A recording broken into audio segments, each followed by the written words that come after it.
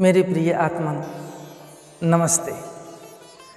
आप ईश्वर की स्तुति से मानसिक शांति प्राप्त कर सकते हैं। ईश्वर की स्तुति करना प्रत्येक मनुष्य का परम कर्तव्य है। यदि इसे मनुष्य का स्वभाव कहा जाए तो गलत नहीं है। ईश्वर की स्तुति का अर्थ है स्तुतिर नाम गुण कथनम, अर्थात ईश्वर के गुणों के कथन का नाम, अर्थात कीर्तन का नाम स्तुति है। दूसरे शब्दों में ईश्वर के गुणों का गान करना, प्रशंसा करना, बखान करना, तन्मय होकर गाना, उसकी महिमा का गान करना, वह उसके स्वरूप का वर्णन करना स्तुति है। ईश्वर अनंत है, उसका कोई अंत नहीं है, इसलिए उसके अनंत गुण हैं। उसके अनंत गुण होने से उसके अनंत नाम भी हैं। ईश्वर के भिन्न भिन्न नाम उसके भिन्न भिन्न गुणों के वाचक हैं। ऋग्वेद के शब्दों में एकम सद विप्रा बहुधा वदंती, अर्थात परम सत्ता एक है। उसके भिन्न भिन्न गुणों के आधार पर उसके भिन्न भिन्न नाम विद्वान लोग बताते हैं। ईश्वर के अनंत गुणों में से उसका एक गुण आनंद है। इसका अभिप्राय यह है कि ईश्वर आनंद स्वरूप है। अब प्रश्न उठता है कि आपको ईश्वर के गुणों का गान क्यों करना चाहिए? क्या ईश्वर की झूठी प्रशंसा के लिए? इसका उत्तर है नहीं। ईश्वर आनंद स्वरूप है, यह गुण उसमें हमेशा बना रहता है। इसलिए आप उसके गुणों का गान करके उसको प्रसन्न नहीं कर सकते, और यदि आप उसके गुणों का गान नहीं करते तो वह अप्रसन्न भी नहीं होगा।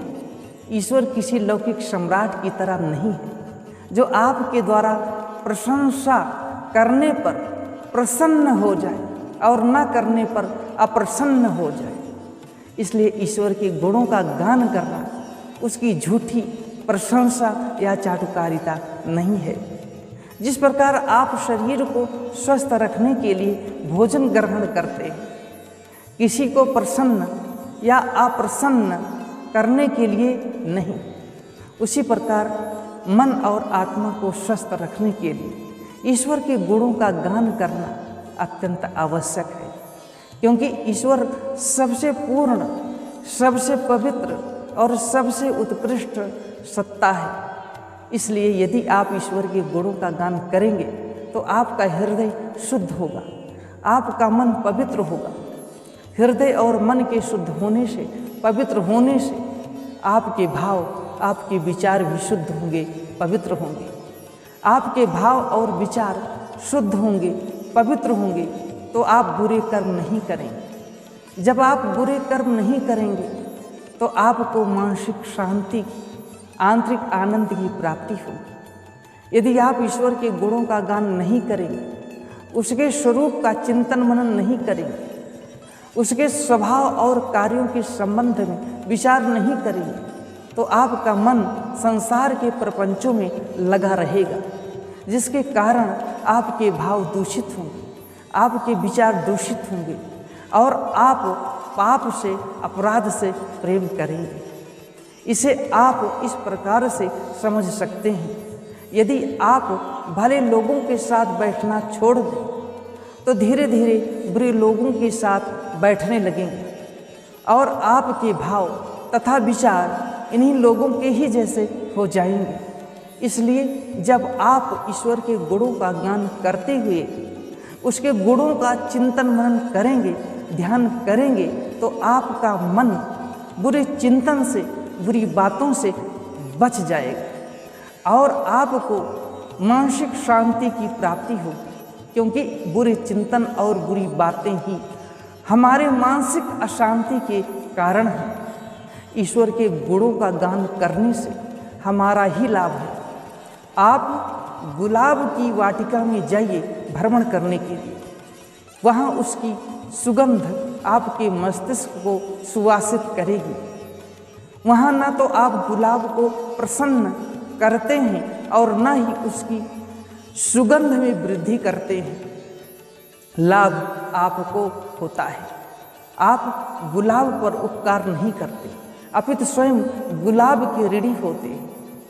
इसी प्रकार जब आप ईश्वर की स्तुति करते हैं या उसकी महिमा का गान करते हैं या उसके स्वरूप का वर्णन करते हैं या उसके गुणों पर विचार करते हैं या उसके विषय में सोचते हैं, तो हमारे हृदय में उसके लिए प्रेम हो जाता है। ईश्वर के प्रति प्रेम होने से आपके अंदर ईश्वर की पवित्रता का प्रवेश हो जाता है और आप में दुर्व्यसनों से उसी प्रकार घृणा हो जाती है जैसे सदाचारी स्वामी का सेवक स्वभावतः दुराचार से घृणा करता है, या जैसे गुलाब की वाटिका में सुवासित वातावरण में रहने वाले लोग दुर्गंध सहन नहीं करते। इसलिए ईश्वर की स्तुति करना या उसके गुणों का गान करना उसकी झूठी प्रशंसा नहीं है, अपितु ऋषि दयानंद के शब्दों में ईश्वर की स्तुति से ईश्वर में प्रीति, उसके गुण कर्म स्वभाव से अपने गुण कर्म स्वभाव का सुधारना है। इसलिए जो लोग ईश्वर के गुणों के गान को उसकी झूठी प्रशंसा करना समझते हैं, वह ईश्वर की स्तुति के तत्व को नहीं समझते।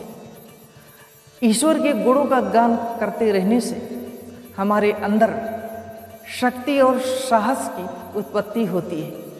हमारी आत्मा ईश्वरीय भावों से उत्प्रोत हो जाती है, हम निर्भय हो जाते हैं। संसार की कोई भी शक्ति हमें झुका नहीं सकती। एक अकेला ईश्वर भक्त सारे संसार को हिलाकर रख देता है। उसकी वाणी में जो ओज, तेज और शक्ति का प्रवाह प्रस्फुटित होता है, वह दूसरे लोगों पर अपना अमिट प्रभाव डालता है।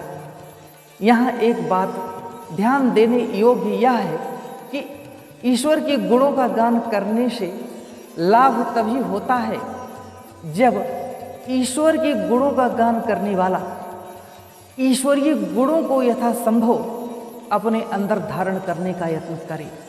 जैसे ईश्वर न्यायकारी है तो उसके न्यायकारी गुण का गान करते हुए हम भी दूसरों के प्रति निष्पक्ष व्यवहार करें। ईश्वर दयालु है तो उसके दयालु गुण का गान करते हुए हम भी किसी भी प्राणी को दुख ना देने का संकल्प करें। यदि आप ईश्वर को दयालु मानते हैं और उसके दयालु गुण का गान करते हुए निर्दोष पशुओं की हत्या करते हैं, तो आप उस मुसलमान की तरह हैं जो बिस्मिल्लाह अर्रहमानिर रहीम का पाठ करते हुए अल्लाह को रहमान अर्थात कृपालु और रहीम अर्थात दयालु भी कहता जाता है और निर्दोष पशुओं की गर्दन पर छुरी भी चलाता जाता है। ऐसे हत्यारे व्यक्ति को ईश्वर के गुणों का गान करने से कोई लाभ नहीं प्राप्त होता। ईश्वर सर्वाधार है, वह सबको धारण किया हुआ है। ईश्वर के सर्वाधार गुण का गान करते हुए हम भी असहायों की सहायता किया करें। ईश्वर पाप रहित है तो उसके पाप रहित स्वभाव का गान करते हुए हमें भी पाप से, बुरे कर्मों से सदा बचने का यत्न करना चाहिए। जो लोग केवल भांड की तरह ईश्वर के गुणों का कीर्तन करते हैं, अपने आचरण का सुधार नहीं करते, उन्हें मानसिक शांति कभी नहीं मिलती। इसलिए ईश्वर के जिन जिन गुणों का गान करो, उन गुणों को अपने आचरण में लाने का संकल्प करो। ऋषि दयानंद के अनुसार ईश्वर के गुणों का गान या उसकी स्तुति दो प्रकार से की जाती है, एक सगुण और दूसरी निर्गुण स्तुति। इस संबंध में उन्होंने यजुर्वेद के अध्याय 40 का 8वां मंत्र उद्धृत करते हुए इस प्रकार लिखा है। स परिगाच शुक्र मकाय मव्रण मशनाभिरम शुद्धम पाप विद्धम कबीर मनीषी परिभू स्वयं भूर याथा तथ्यतो अर्थान वेदधाच शाश्वतेभ्य समाभ्य।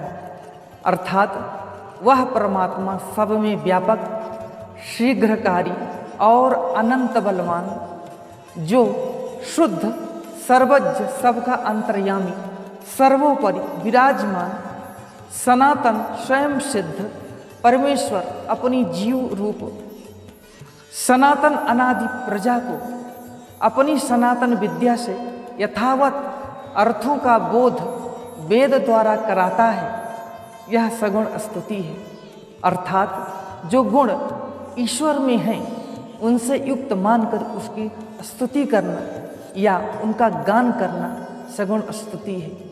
वह कभी शरीर धारण व जन्म नहीं लेता, जिसमें छिद्र नहीं होता, नाड़ी आदि के बंधनों में नहीं आता, और कभी पापाचरण नहीं करता, जिसमें क्लेश, दुख, अज्ञान कभी नहीं होता इत्यादि। जो राग द्वेष आदि गुरु से पृथक मानकर या जो गुण ईश्वर में नहीं है उनसे पृथक मानकर उसकी स्तुति करना निर्गुण स्तुति है। यदि आपका कंठ सुरीला है तो आप उक्त मंत्र को पढ़ने की अपेक्षा अच्छे ढंग से गा भी सकते हैं, चाहे वाद्य यंत्रों के साथ या बिना वाद्य यंत्रों के। यह आपकी भावना पर निर्भर है। उदात्त और उत्कृष्ट जीवन प्राप्त करने के लिए ईश्वर के गुणों का गान करने में ही मानव मात्र की भलाई है। वह चाहे सगुण रूप में स्तुति हो या निर्गुण रूप में। ऋग्वेद के मंडल 8 सूक्त 62 मंत्र 12 में कहा गया है, सत्यमिद्वा उ तम वैमिंद्रम अस्तवाम नानृतम, अर्थात हम उस सच्चे ईश्वर की स्तुति करें, झूठे विषय आदि पदार्थों की नहीं। सारे वैदिक साहित्य ईश्वर की स्तुति पर बल देते हैं। उक्त ऋग्वेद का मंत्र मैंने केवल स्थाली पुलाक न्याय से ही उद्धृत किया है। यदि ईश्वर के गुणों का गान करने से हम सदाचारी नहीं बन सके, हमें मानसिक शांति की प्राप्ति नहीं हुई, तो इसका अभिप्राय यह है कि ईश्वर के गुणों का गान करने में कोई कमी हमारे अंदर रह गई होगी, या हमारा मन इतना मैला है कि उसे और अधिक निरंतर साबुन लगाने की आवश्यकता है। हमको अपने मन का मैल धोना है ताकि मन स्वच्छ होकर अशांति से मुक्त हो जाए। ईश्वर के गुणों का गान करना प्रदर्शनी नहीं है। इसमें व्यर्थ के आडंबर का कोई स्थान नहीं है। कुछ लोग भाड़े पर मंडली बुलाकर कीर्तन करवाते हैं। ऐसे कीर्तन प्रभावशाली नहीं होते। यह तो केवल व्यापार है, रुपए कमाने का व्यवसाय है। कीर्तन तो हृदय की गहराई से निकलने वाला आध्यात्मिक आनंद है। ईश्वर के गुणों का गान प्रत्येक व्यक्ति कर सकता है, चाहे वह बालक हो या बालिका, चाहे वो युवा हो या युवती, वृद्ध हो या वृद्धा, पढ़ा लिखा हो या अनपढ़। ईश्वर के गुणों का गान सब कर सकते हैं। यह बहुत सरल है। इसमें आयु का, वर्ग का अथवा संप्रदाय का कोई भेद नहीं है। जब आपकी इच्छा हो तब आप ईश्वर के गुणों का गान करना प्रारंभ कर दें। संसार का काम करते हुए भी आप ईश्वर के गुणों का गान कर सकते हैं। ईश्वर के गुणों का गान करने से आपका मस्तिष्क हल्का हो जाएगा, मस्तिष्क का बोझ उतर जाएगा, हृदय भी ईश्वरीय गुणों के भावों से भर जाएगा और दिव्यता का अनुभव करेगा। ईश्वर के गुणों का गान करने से आपकी सृजन शक्ति कभी बाधित नहीं होगी, अपितु आपकी उत्पादक शक्ति और अधिक मजबूत हो जाएगी। ईश्वर के गुणों में असीम ऊर्जा विद्यमान है। इसलिए जब आपका मन किसी भी कारण से दुखी हो, शोक संताप से पीड़ित हो, तो आप ईश्वर के गुणों का गान करना प्रारंभ कर दें। यदि आपका मन उदास हो, आप असहाय हों, आप उत्साहहीनता का अनुभव करते हैं, आप चिंता में डूबे हों, आपको कुछ अच्छा ना लगता हो, जीवन से निराश हो, अपनी समस्याओं का समाधान न कर पा रही हो, तो आप ईश्वर के गुणों का गान अवश्य करें। इससे आपके अंदर सकारात्मक ऊर्जा का जन्म होगा। आपके अंदर से ही समस्याओं का हल मिल जाएगा। आपकी आत्मा में ओतप्रोत सर्वव्यापक ईश्वर आपको उचित मार्ग दिखाएगा। इसलिए आप ईश्वर के गुणों का गान अवश्य कीजिए। उसके प्रेम में, उसके आनंद में डूब जाइए। आप उसके गुणों का गान चाहे उच्च स्वर में गाकर कीजिए या मंद स्वर में कीजिए या अपने मन में ही कीजिए या बैठ कर कीजिए या बिस्तर पर लेट कर कीजिए या खड़े होकर कीजिए या उठते बैठते कीजिए या चलते फिरते कीजिए या अकेले एकांत में कीजिए या कई लोग मिलकर सामूहिक कीजिए या वाद्य यंत्रों के साथ कीजिए या बिना वाद्य यंत्रों के कीजिए। यह आपकी सुविधा और रुचि पर निर्भर है। इसमें आजकल के कीर्तन मंडलियों की तरह दिखावा नहीं होना चाहिए, जिनमें आध्यात्मिक भाव कुछ नहीं होते, केवल सांसारिक दिखावे अधिक होते हैं। प्रत्येक व्यक्ति के कंठ में राग का निवास है। प्रत्येक व्यक्ति गायक है। वह एकांत में कभी न कभी कुछ न कुछ गुनगुनाता अवश्य है। आप किसी गूंगे को देखिए, उसका निरीक्षण कीजिए, पता चल जाएगा वह भी कुछ न कुछ गुनगुनाता है। आप ईश्वर की गुणों को गुनगुनाइए।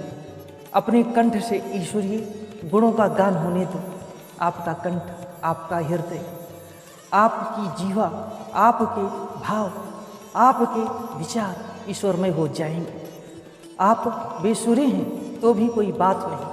अपनी बेसुरी आवाज में ईश्वर के गुणों का गान करो। डरो मत यह सोच कर कि लोग आपकी बेसुरी आवाज सुनकर क्या कहेंगे। आप उनकी परवाह ना करो। यदि वह आपकी बेसुरी आवाज सुनकर हंसी उड़ाते हैं, इससे आपको दुख होता है, आपका मन एकाग्र नहीं हो पाता, विचलित हो जाता है, तो चिंता मत कीजिए। अभी तो कहीं एकांत में जाकर उच्च स्वर में जैसा आपका कंठ है वैसा ही गाओ। रात में सोते समय अपने बिस्तर पर गाओ या मंद मंद स्वर में गुनगुनाओ, परंतु अवश्य गुनगुनाओ। गाओ, गा गा कर टूट जाओ। आप देखेंगे कि आपकी चेतना कैसे ईश्वरीय आनंद में डूब जाती है। सारे दुख, कष्ट, उदासी, शोक, संताप आप भूल जाते हैं। इसलिए आप अपनी बेसुरी आवाज़ पर मत जाइए। संसार के लोगों की दृष्टि में आपकी आवाज़ भले ही बेसुरी हो, परंतु ईश्वर की दृष्टि में आपकी आवाज़ के एक एक अक्षर उसके लिए दिव्य गीत है। इसलिए आप निर्भीक होकर तन्मयता के साथ प्रीतिपूर्वक ईश्वर के गुणों का गान करो। यदि आपका स्वर मधुर है तो आप अकेले में वाद्य यंत्रों के साथ गाओ या बिना वाद्य यंत्रों के ही गाओ, या अन्य लोगों को भी अपने साथ लेकर सामूहिक रूप में तन्मय होकर ईश्वर के गुणों का गान करो। ऐसा करने से आपके स्वर के साथ अन्य लोगों का स्वर मिलकर आध्यात्मिक वातावरण का निर्माण करेगा।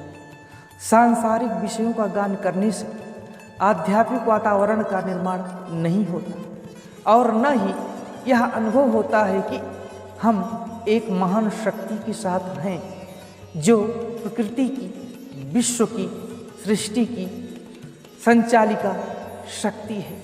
विषय भोग संबंधी गायन से हमारी सात्विक भावनाएं दब जाती हैं और राजसिक तथा तामसिक भावनाएं प्रबल हो जाती हैं, जो हमारी अशांति के कारण है। इसलिए जब आप ईश्वरीय गुणों का गान करेंगे तो आपकी राजसिक और तामसिक भावनाएं ही नहीं दबेंगी, अपितु आपके साथ गाने वालों की तथा मनोयोग से सुनने वालों की भी राजसिक और तामसिक भावनाएं दब जाएंगी और होगा प्रादुर्भाव सात्विक भावनाओं का, जो मानसिक शांति के मूल स्रोत हैं, जिन्हें केवल ईश्वर के गुणों का गान करके आप प्राप्त कर सकते हैं। ईश्वर के गुणों का गान वैदिक ऋचाओं के द्वारा करना अधिक लाभदायक है। यदि आपको वैदिक ऋचाएँ नहीं आती हैं तो जो भी भाषा आती है उसी भाषा में ईश्वर के गुणों का गान करो, आपको लाभ अवश्य मिलेगा, ऐसा मेरा विश्वास है।